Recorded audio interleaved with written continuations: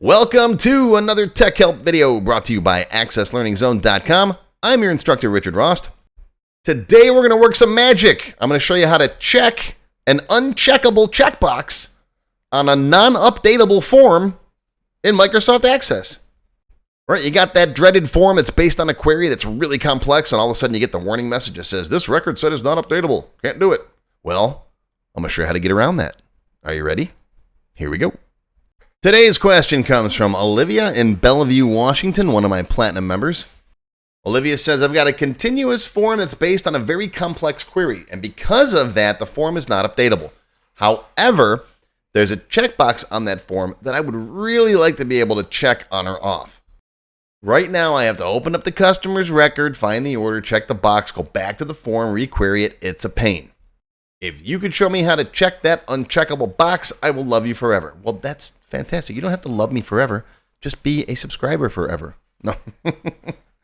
But I get what you're saying. Let's see how to do this. There's a couple of different ways we can do it. I'm going to show you the easiest one. But first, we've got some prerequisites. All right, first you should know how to make an aggregate query. Now, there's a ton of different ways that you could create a query or a record set under a form that's not updatable. The easiest one I can think of is to use an aggregate query and a sum or a max. So learn how to make aggregate queries. Watch this video and I will go over the different ways that a form can become not updatable, including using an aggregate query. So go watch this if you want to learn more about that. You're going to need to know how to use the if function, the immediate if function. We're going to need some VBA to do this, folks. Sorry, no way around it. This is going to be a developer level video. If you've never done any VBA programming before, don't worry about it. Go watch this. It's about 20 minutes long. It'll teach you everything you need to know to get started. We're going to also need some SQL. We're going to have to run an update query. So go watch this for a little primer on how SQL works with Access. And finally, go watch my requery in place video. This is where you can requery a form and update the data in the form without moving the location of the cursor, without changing what record you're on.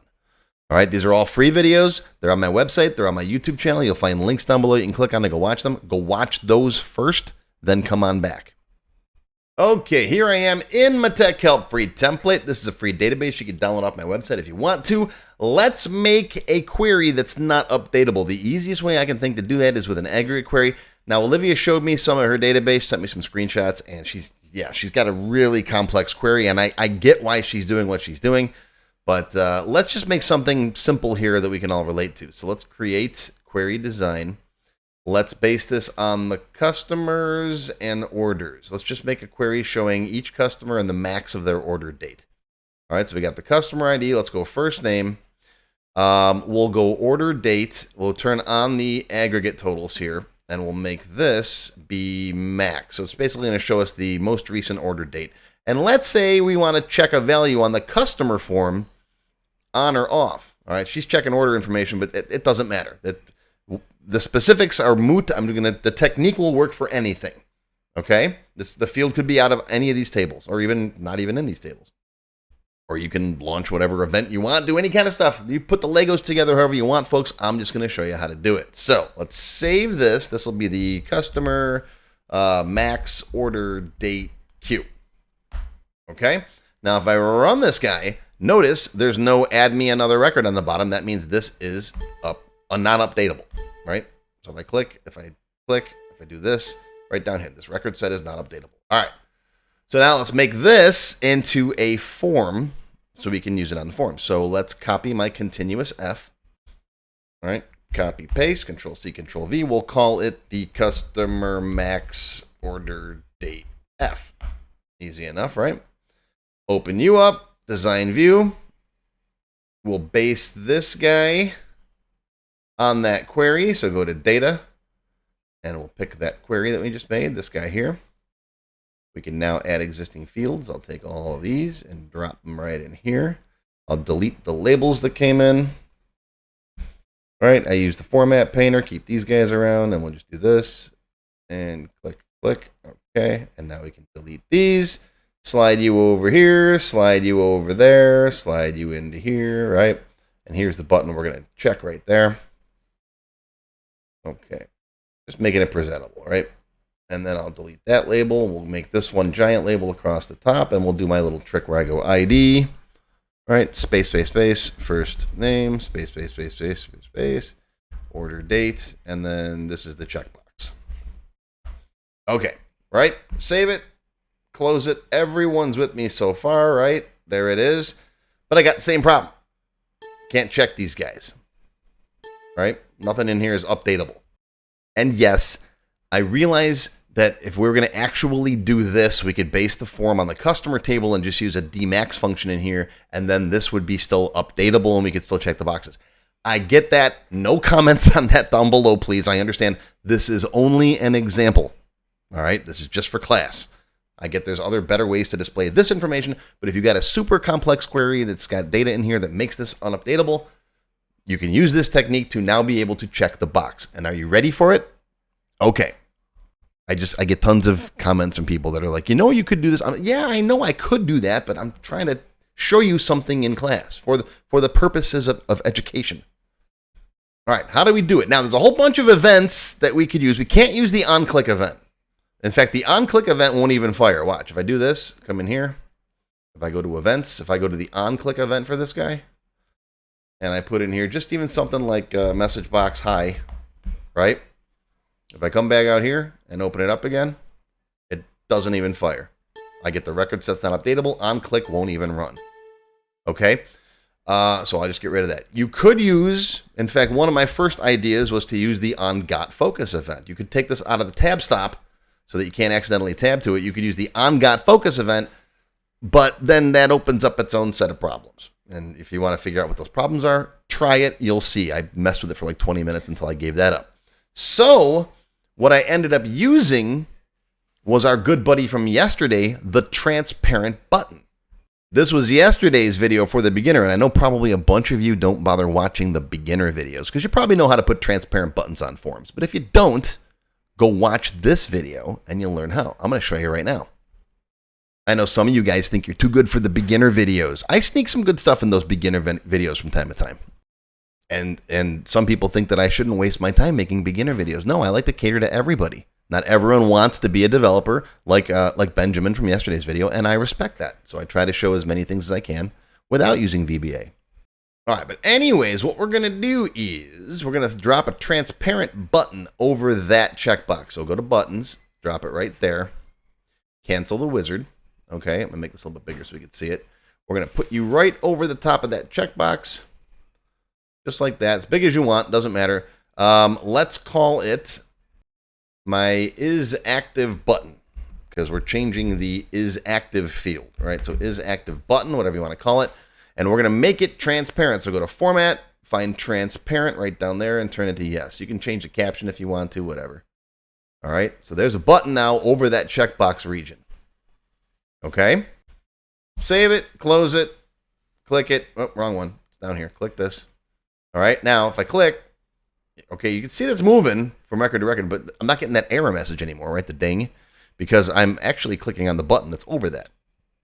Okay, so now we got to put some code in that button to actually do some stuff. What's the stuff? Well, we want to take the value of the button and negate it. So if it's true, make it false. If it's false, make it true. It's the same thing a checkbox does without code, but we need to use some code because it's the only way we can do it, because this is not updatable. So we have to change it at the table level, which is going to involve an update query. All right, so back into here, right click on that button, build event. We're in the is active button click. All right, it's a simple SQL statement. It's going to be current db.execute update customer T. All right, next line. Set, and don't forget the space there, set is active equals, now this needs to be not the value of the current is active. And I tried putting in here not is active, which you'd think would work, but it doesn't. Why, I'm not exactly sure. If you message box it, you get a 0 and a -1, which is what you should get. But for some reason, the SQL doesn't like it. So I'm going to actually put the values for true and false in there. So we're going to say if, immediate if, is active, comma, false, comma, true. So if it's currently active, make it false. Otherwise, make it true. I probably should have put if as one of the prerequisites, which I'll go back and do now. Okay, I snuck that back in there. That's the nice thing about doing videos that aren't live. I almost hate doing live videos. I do some of the user group videos, and it's unnerving because I'm used to being able to pause and go back and change things and edit stuff out and take a sip of coffee. That's why I like doing pre-recorded videos more than the live stuff. But anyways, so we got that, right? I'll put the word with the value for true or false in there. Okay, you could actually put true and false as text in there if you want to, but you don't have to. All right, next line. Space where customer ID equals the customer ID on the current record. Okay, so that's going to go out to the table, update that value for that customer. Okay, but nothing appears to happen on the form at this point because you've changed it in the table, but the form needs a requery. All right, but we don't want to issue a me.requery because if we do that, it's going to requery all the records and put the cursor back up on record 1. So that's where the recordset.requery comes in handy. It requeries the data, updates all the records on the form, but doesn't move your position. All right, that's a nice little guy right there. Okay, save it. Always handy to throw in a little debug compile from time to time. Close it. Close it. This guy, open it. All right, here's my complex thing, and watch. Click. Click. Oh, it's a beautiful thing. There you go, Olivia. Now you have to love me forever and ever, or just be a platinum member forever, and I'll be happy.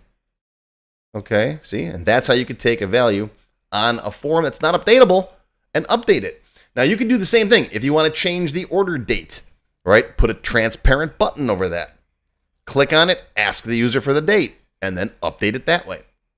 Okay? Same thing with the person's name. Any of these fields, you could put a button on there, click on it, pop it up, open them for it, ask them for it, whatever.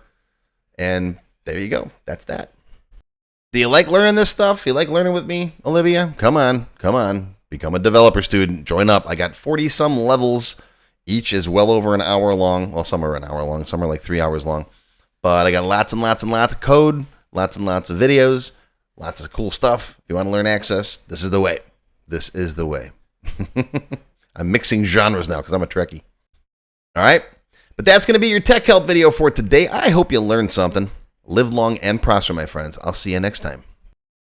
If you enjoyed this video, please give me a thumbs up and post any comments you may have below. I do try to read and answer all of them as soon as I can. Make sure you subscribe to my channel, which is completely free. Click the bell icon and select all to receive notifications when new videos are posted. Want to learn more? Click the Show More link below the video to find additional resources and links. YouTube does a pretty good job of hiding it. It's right down there. See this part of the description here, right? The name, the video's up here. There's a little Show More down there, right down the bottom. It's kind of hard to find. But once you click on that, you'll see a list of other videos, additional information related to the current topic, free lessons, and lots more. And YouTube no longer sends out email notifications when new videos are posted like they used to do. But if you'd like to get an email every time I post a new video, click on the link to join my mailing list. And you can pick how frequently to get emails from me, either as they happen, daily, weekly, or monthly. Now, if you'd like to become a paid member of my channel and receive all kinds of awesome perks, click on the Join button. You'll see a list of all the different membership levels that are available, each with its own special perks, including my extended cut videos, access to my code vault, lots of VBA source code in there, template downloads, and lots more. I'll talk more about these perks at the end of the video. Even if you don't want to commit to becoming a paid member and you'd like to help support my work, please feel free to click on the tip jar link.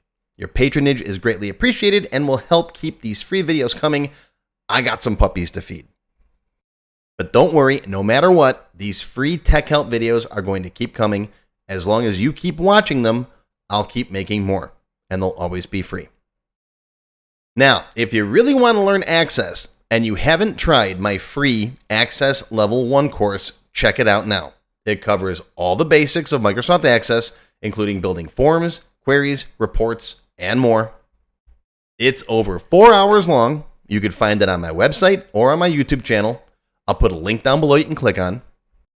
And did I mention it's completely free? The whole thing, free, 4 hours. Go watch it.